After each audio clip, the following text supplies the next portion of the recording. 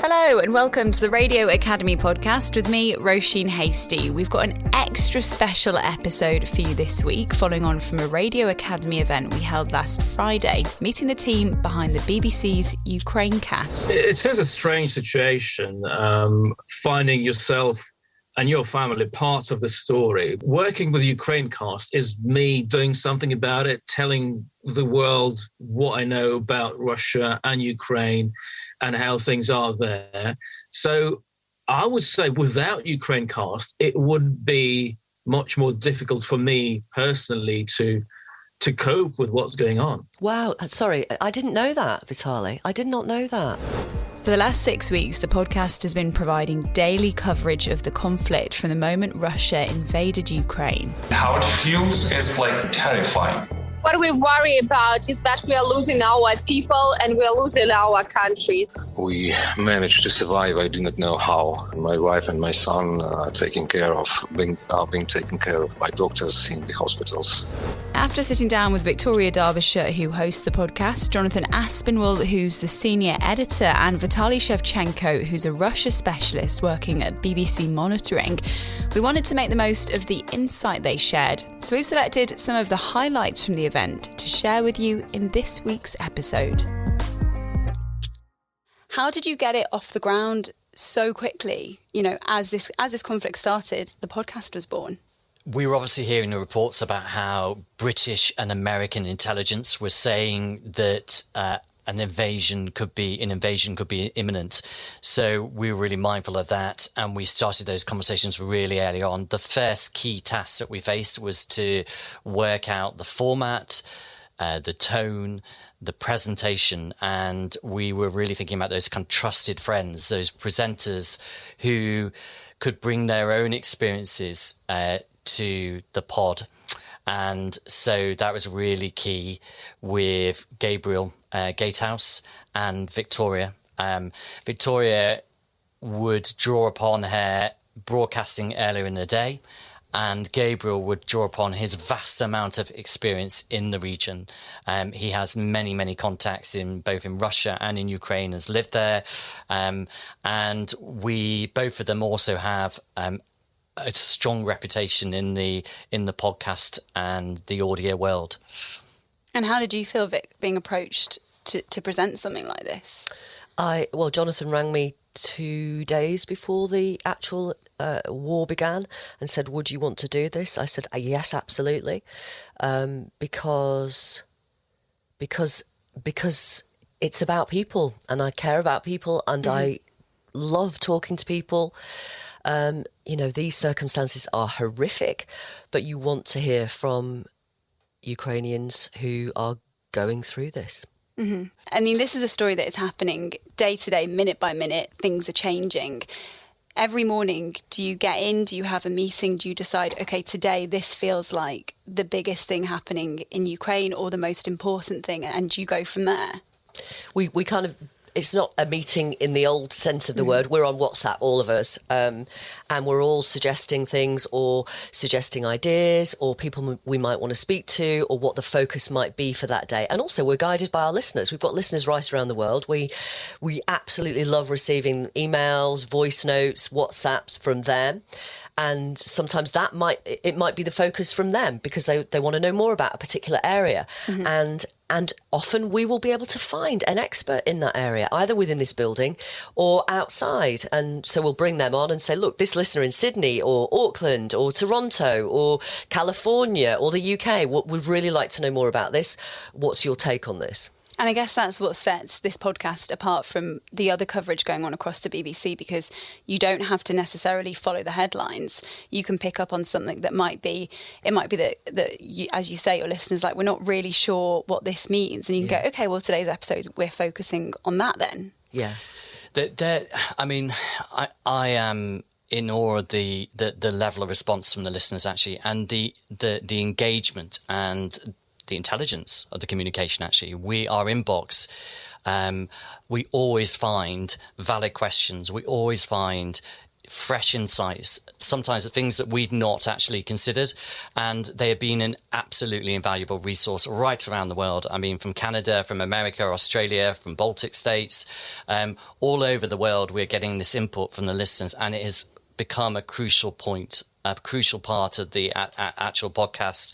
And I worked at Breakfast Telly, I worked at 5 Live, worked at Radio 4. If I'm honest, I have never seen emails like these emails. The level of detail, their emotional response, the level of understanding, it's really special. Yeah, it really is. And I think they are super, super curious. They want to know the kind of motivations, the background, the context, the historical context. And not only that, they are invested in the people, in the normal people that we speak to from Ukraine and Russia, actually, who have been on the podcast, who we keep going back to because we know not only do we want to find out what's happening or where they are on this journey of escape, but also the listeners absolutely want to know as well. Yeah, and someone that you've had regularly on the podcast is Vitaly Shevchenko. And Vitaly, not only are you a BBC journalist, but you also have family in Ukraine. So that's been a really key narrative to the Ukrainecast podcast, is just even hearing from you how you're juggling your day job as a journalist with your personal family issues.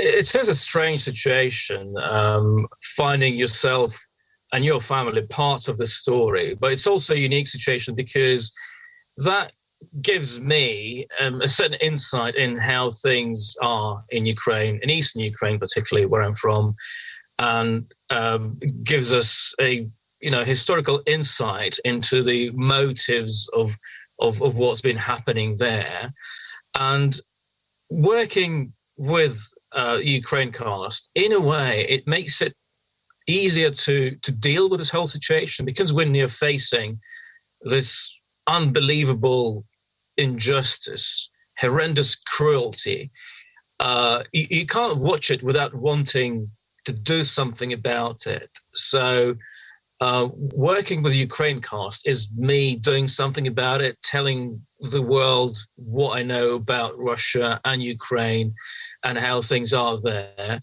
So I would say without Ukrainecast, it would be much more difficult for me personally to cope with what's going on. Wow, sorry, I didn't know that, Vitaly. I did not know that. Well, yeah, Saturdays and Sundays are the most difficult days because you have to switch off. You have to stop following the news. And when you're not, you can't help thinking that, look, people are getting killed in your country, and here's you trying to watch a film or listen to some music or do some cycling. So Monday to Friday is what comes naturally, doing a lot of work and telling the world about what I see as the truth. We're aware that we are hearing very harrowing accounts, testimony which has just shocked us to the core, and a huge amount of respect to Vitaly from all of us on the team. He has been a crucial, an absolutely key figure on this podcast, and we couldn't have done it without Vitaly. And sometimes I don't know how he has done it, to be quite frank. So the whole team have a huge amount of gratitude and respect, and not only for the testimony of the way he's talked about his parents and what's happened to his parents, and perhaps Vic can talk about that as well, but I also feel his skill set in terms of his experience over the years, working for BBC Monitoring, his awareness of disinformation, his awareness of the media, both in Russia and in Ukraine. It has been absolutely crucial in the podcast. And one final thing to say about that actually is sometimes we also have eyewitnesses who don't speak English on the pod, and he translates on the pod. You would have heard it. It's amazing. It is extraordinary. It is, and it has provided some of the most powerful moments on the podcast. Helena, thank you very much for talking to us. I understand you were injured, and I understand that your husband Oleg was killed, and I am so sorry. Дякую. Yes, many thanks. I wonder, Helena, if you would tell us what happened. In the first car, the husband survived, the neighbour survived, but he had parts of his leg amputated.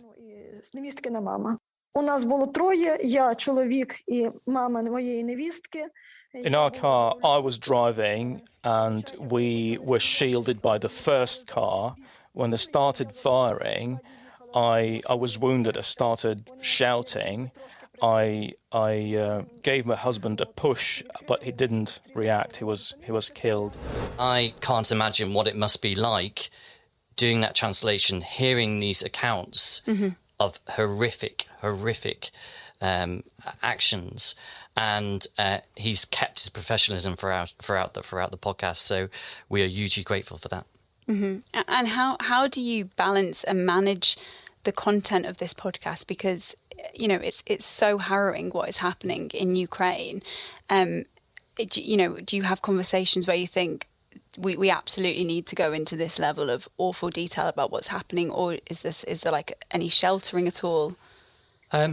This is a grown-up podcast, so we're really aware of that. I've got two kids who are 10 and 12, and I know I've been complying, which means I'm listening to the podcast at the end of the day, checking that everything's okay with it, and the children will be in the room, and I'm really aware of that, and sometimes I'll put my headphones on as opposed to putting it on loudspeakers, because this is an adult podcast, and we are aware that we don't want to sanitize things. We are aware that we put warnings on the podcast, obviously, as all podcasts can, and we guide the listeners through this. So Victoria or Gabriel's now on paternity leave, but when Gabriel was on the podcast, they will alert listeners to the fact we're going to hear some harrowing testimony.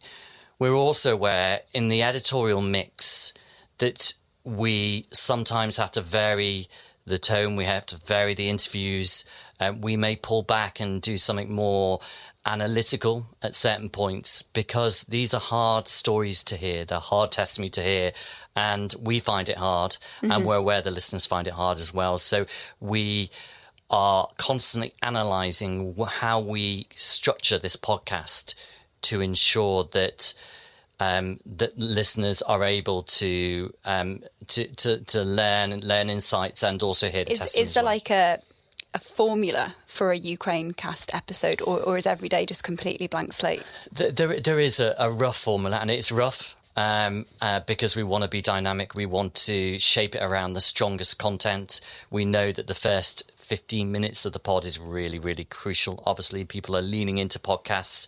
It's a much more. I'm obviously this audience will understand this, but it's a much more assertive situation, much less passive than sometimes radio.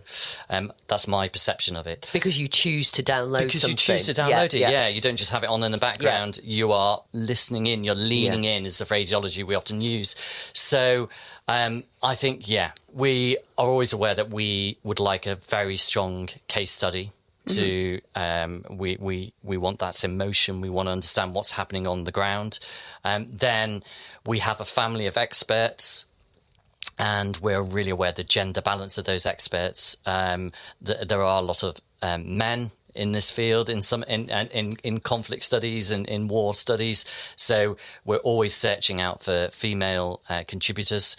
And then the team itself, we have to. Sometimes it's easy to squeeze out the expertise we actually have in the studio. So Vitaly, Victoria, who will have been broadcasting on the News at 1, who would have been on the news channel, who almost is doing an on-air research program in the morning.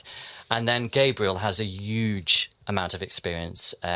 He has been based in Ukraine, based in Russia. He has many contacts in that area. He's constantly on WhatsApp talking to people in Russia and Ukraine, his friends. He's got very, very powerful stories about what's happened to his friends. And he's covered many wars. Yeah, so he really, he knows about the propaganda side of things, the disinformation side of things. And, he's taught all of us, I think, and people listening to Ukrainecast, we question everything. Doesn't matter who it comes from. We question it. Yeah, and there's so many crucial elements to the team as well, because you've mentioned there's a team of correspondents on the ground in Ukraine. I guess they're the ones who can go out and find you case studies from the area to maybe speak to, or you're using social media to find those people as well. I think just using their scripts, if I'm honest as well, their testimony. Their words, I said earlier about how they agonise, I'm sure, out in the field, they agonise over the words that they're using, because there's so much weight at this time given to a BBC editor who is in the field. Their reports matter so much. So we draw upon that really, really carefully. And we use their audio. I mean, this is the strength of this podcast, is the importance of on-the-ground audio, weaving that audio in a way in which we really analyse and how we're going to bring the audio in, how long will the audio last, and you're able to do that on a podcast in a very, very skillful way. We're very fortunate to have a very strong studio editor who is very skilled at bringing the audio in at the right moment. She's called Emma Crow. Yes, Emma Crow. Nice to give her a shout out. Yeah. And you've all got so much experience in the BBC, outside the BBC, as journalists, as broadcasters. Is there anything that you've learned from doing Ukrainecast that you didn't think that you didn't know before? I think, as I mentioned earlier, Gabriel is an example when it comes to questioning absolutely everything. Sometimes your heart really wants something to be true. Mm-hmm. And Gabriel is saying we need to just question this as much as we would the other side. For example, I don't think I've learnt about the resilience of people. I think it's confirmed in me that people in the worst times can find a strength, a resilience that perhaps they didn't know they had. Vitaly, would that be fair when we're talking? We can't generalise about the Ukrainian population, but that is the feeling that I have so strongly about Ukrainian people. Absolutely. What I've learned is how strong and determined people are, not just Ukrainians, but anyone who is involved in the conflict, in the war, who's following it. And one thing that stands out for me is how strong are some of our contributors talking about horrific things that have happened to them, to their nearest and dearest, that woman who lost her husband and neighbours. And yet they are prepared to talk to us about it in a very unemotional, I would say an emotional way, as if relating something that's not happened to them, as if telling us that this is something that isn't about me, but it's about human nature, and this is what the world should know. And it's as if they are doing the world a service, if you like. And frankly, I had not expected that. I had not expected people to be so strong in relating unspeakable things on a podcast.